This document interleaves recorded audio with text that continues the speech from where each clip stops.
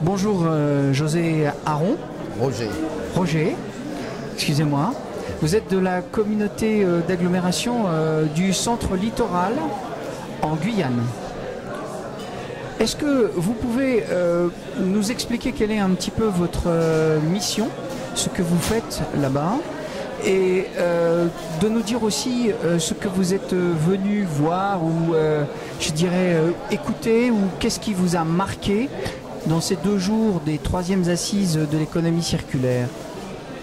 Alors tout d'abord, je suis vice-président de cette communauté d'agglomération et je m'occupe plus particulièrement justement de l'environnement et du traitement des déchets. Donc notre PCI n'a qu'une on va dire, ça fait pas longtemps d'existence, pas un grand temps d'existence. Et nous avons commencé par le traitement des déchets et ainsi que l'assainissement et l'eau en particulier. Aujourd'hui, on va dire que nous sommes à tout au début parce que le tri sélectif, par exemple, n'a fait que commencer il y a 1 an. Aujourd'hui, nous étions jusqu'à présent dans l'enfouissement de nos déchets. Aujourd'hui, nous sommes au tri sélectif. Et un des aspects que nous développons beaucoup chez nous, notamment parce que c'est la Guyane, c'est l'Amazonie, donc on a beaucoup d'espaces verts. Et donc on a aussi mis l'accent sur le compostage individuel. Donc voilà un petit peu les 3 axes sur lesquels nous nous battons aujourd'hui. Alors la grosse problématique des déchets chez nous, c'est surtout les VHU. Pourquoi les VHU? Parce que nous n'avons pas d'usine de traitement de ces déchets. Et lorsque nous avons mis en place même un traitement pour ces déchets, on s'est retrouvé bloqué par les cours de la ferraille. Et bien à chaque fois, on a cette entreprise qui arrête toute activité. Donc on a un gros problème avec les VHU et bien entendu tous les produits dérivés de l'automobile. Donc moi, ce que j'attends de cette conférence, c'est la première fois à laquelle on participe, c'est d'essayer de voir ce que nous pouvons sortir à partir de tous les exposés sur l'économie circulaire, ce que nous pouvons recalquer chez nous. Parce que la grosse difficulté de nos territoires, c'est que nous sommes des territoires ultramarins et que la politique des déchets se traite une problématique différente, puisque à chaque fois, il faut prendre ces déchets et l'amener dans l'Hexagone. Et donc, ce sont des coûts énormes. Donc, nous sommes confrontés aux problèmes de coûts. Et en même temps, si on voulait retransmettre des entreprises chez nous, le problème, ça serait le problème de gisement qui n'est pas suffisant. Donc on se trouve dans cette problématique et c'est très difficile pour nous. Donc il faudrait peut-être réfléchir à des petites micro-entreprises, comment les aider, comment faire pour qu'ils arrivent à tenir le coup sans trop les subventionner. Voilà toute la difficulté. Alors, d'accord, je vous pose une question un peu de prospective sur ce constat. Est-ce que si les investissements étaient faits en conséquence pour pouvoir traiter des gisements plus importants, voire peut-être sur des pays limitrophes de la Guyane, est-ce que là, il y aurait la possibilité effectivement de monter un vrai courant d'affaires, entre guillemets, mais en tous les cas, une proposition de service autour du traitement des déchets?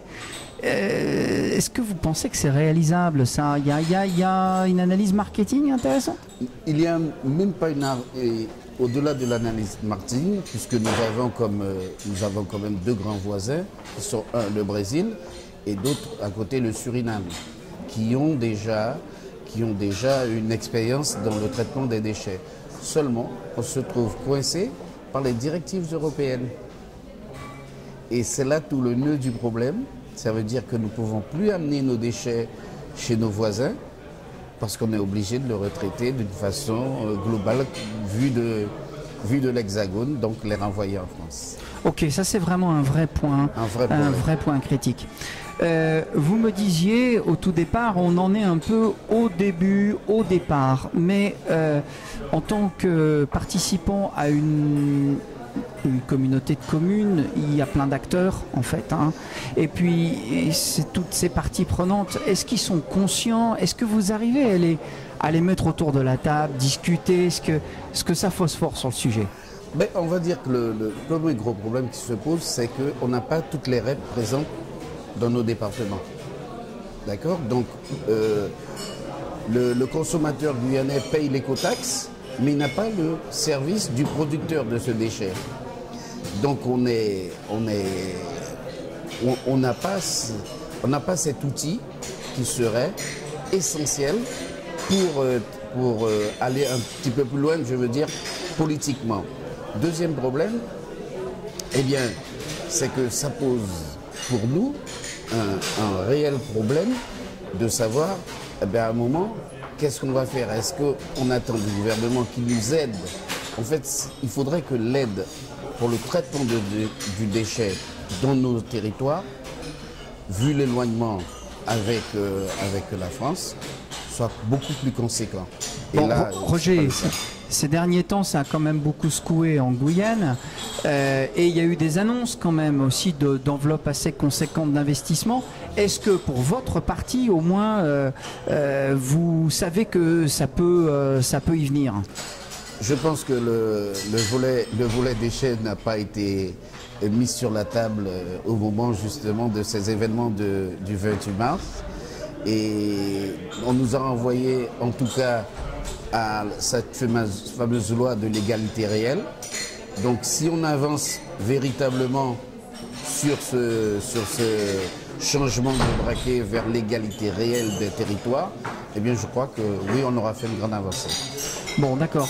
En tous les cas, sur la question un peu géostratégique de l'économie circulaire, il y a encore des discussions qui sont à mener avec la France, avec la métropole, et on peut remettre des discussions en route pour que ça soit plus constructif, vous pensez? Oui, je pense.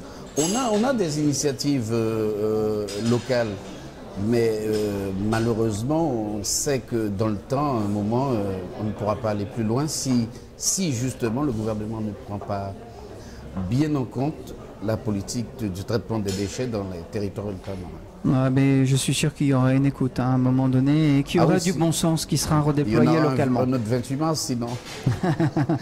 Roger Aron, merci beaucoup en tous les cas de nous avoir donné un témoignage à chaud dans le cadre des troisièmes assises de l'économie circulaire. À bientôt, et pour le Club ADEME, merci beaucoup. Club ADEME International, à bientôt, merci. Merci beaucoup. Au revoir.